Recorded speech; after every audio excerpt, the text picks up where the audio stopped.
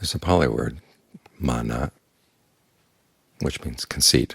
That's how it's translated in English. The Thais have taken over the word into their own language. They've given it two meanings, a good meaning and a bad meaning. The good meaning is determination. Someone who has mana, sometimes they put it together with the word mana, means you're determined to see things through regardless of what the difficulties are. And it's a strength of character that's admired. Sometimes people will even name their children mana in hopes that they'll have that kind of strength of character. The bad meaning, of course, is stubbornness,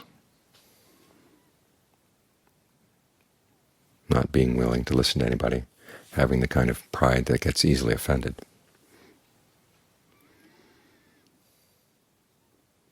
And the two meanings of the word reflect the two sides of this quality in the heart, the quality of pride. Pride has its good side and it has its bad side. There's a passage where Ananda is teaching a nun, and he tells her that, among other things, that we practice for the sake of getting past conceit, but we have to use conceit. In his case, conceit here means the self-esteem and self-confidence that other people can practice this path, so can I. Other people have put an end to suffering, so can I. And that way, pride is a good thing. It gives you the confidence you need in order to stick with the path when it gets difficult. And it is one of the last fetters that's abandoned on the path, like several of the other fetters that arahants have to get rid of after they become non-returners,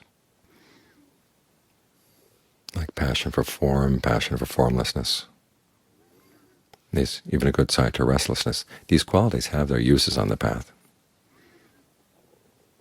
Then when they serve their purpose, that's when you let them go. But just because this is one of the last fetters to be abandoned doesn't mean that you don't have to work on it from the very beginning. Pride is like a fierce dog you keep in your house to keep people away. But it can also turn on you and attack you, so you have to be careful. You've probably noticed that your pride has enabled you to put up with difficulties and do something even when other people look down on you. In that case, it's a good thing. But then when it forces you to look down on other people, take offense easily at what they do, then it gets in the way. So this is one of those qualities you have to be very careful with. Because if you easily take offense, there are a lot of times where you could learn some good lessons from other people, but you won't, because you're learning to look down on them, or you've closed your mind to them, because perhaps they may look down on you. There's a nice story where John Lee was a young monk meditating in the forest, and there's this woman who came through the area every day. And one day she was singing a song, and the implication of the song was that, okay, you may be sitting there meditating like a nice quiet monk, but I know what your mind is going to. And it was into monk-like things. And so he took it as a lesson. Instead of getting upset at her and getting offended, he realized, okay, there is that aspect of my mind, I've got to work on it. So he turned the whole thing, as he said, he turned the whole thing into Dharma. So learn to nurture your mana, your confidence, that you can practice, and that you stick with things even when other people are falling by the wayside. And John Mahabua talks about this. In the beginning of the Rains Retreat every year, the monks would take different vows as to which of the ascetic practices they would follow, and some of them saw it all the way through and others didn't. They'd fall by the wayside. And he was determined to see it all the way through. And seeing other people fall by the wayside made him even more determined that he wasn't going to be one of them. But of course there's an element of pride there, and John Munn would try to point that out to him. One of the practices was not to accept food that you hadn't received in your bowl before you got back to the monastery. And John Mahabua was very strict about this. But occasionally some people would come late with food from a faraway place, And Ajahn Mun would put it in his Ajahn Mahaprabhu's bowl himself. He didn't do it too often, just enough to remind Ajahn Mahaprabhu that you have to watch out. You have to watch out. You have to look all around yourself, all around the qualities of your mind, because sometimes the things that are helpful for you, the things that see you through, can also be your downfall.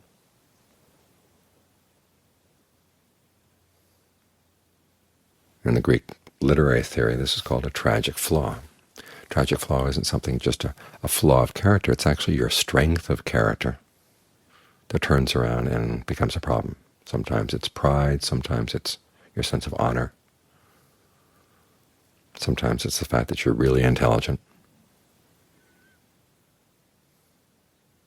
These things have their good side, but they also have their bad side. If you're proud of the fact that you are intelligent, okay, watch out, because that tends to blind you to the areas where you don't have that much intelligence. We tend to focus on our strong points, if this is our quality, the quality of pride. And as for our weak points, we tend to hide them. There was a student of Ajahn Fuang's who was a little mentally unbalanced. He was very intelligent and very proud of his intelligence. But there are other aspects in his character of extreme weaknesses, and everybody else around him could see them, but he wouldn't admit them. Symbolized by the fact that when he would clean Ajahn Fuang's porch, sweeping up the dust, instead of taking the dust and putting it outside, he'd sweep it under the carpet. Ajahn Fuang had a little rug under the spot where he placed his feet when he was sitting in the chair. And after a week of this guy's taking care of the porch, all the dust was under Ajahn Fuang's feet.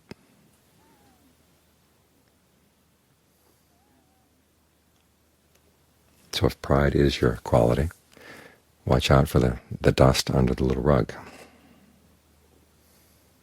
Try to open things up.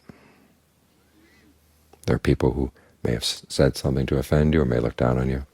Well, see if you can learn something from them.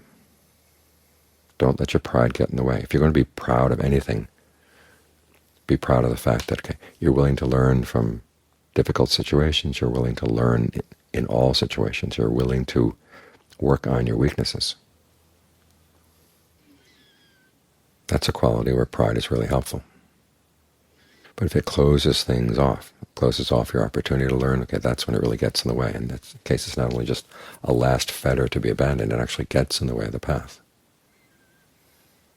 Because there's so many qualities of the mind that we need to work on. And different people around us, they may be strong in some areas and weak in other areas. And if you look down on them for their weaknesses or you get offended by their behavior, you're not going to be able to learn from their strengths. And that places a limitation on you.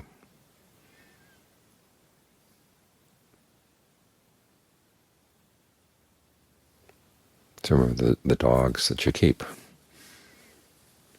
to protect yourself from being wounded by other people's poor opinion of you, or wounded by people looking down on you.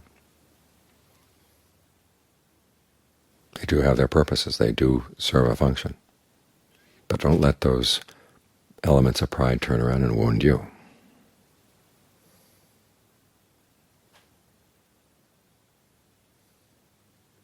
Try to step back from your pride and learn how to see when it's useful, when it's not.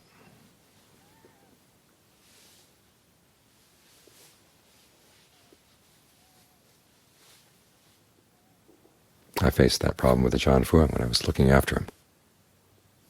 There's nothing I could do, it seemed, that was going to be quite right. There was always some problem. And I got really discouraged. And I was the kind of person who liked to do the things I was good at and tried to avoid the things I was not good at. This is how I was able to survive in a family where my older brother was 5 years older than I was. Anything he was good at, I avoided. I tried to excel in areas where he wasn't good. But then working with Ajahn Fuang, living with him, being his attendant, there always seemed to be more and more and more to learn. It always seemed like I was just not cut out for this job. And then I realized the problem was that I wasn't getting my pride massaged. I was doing something good, It wasn't quite good enough, but at least there was nobody else there. I said, this is the best I've got, so I'll work with this. And that was how I learned. This is how you learn in an apprenticeship. Sometimes it's the things you didn't expect, the lesson plans that you didn't plan. Those are the most important to learn.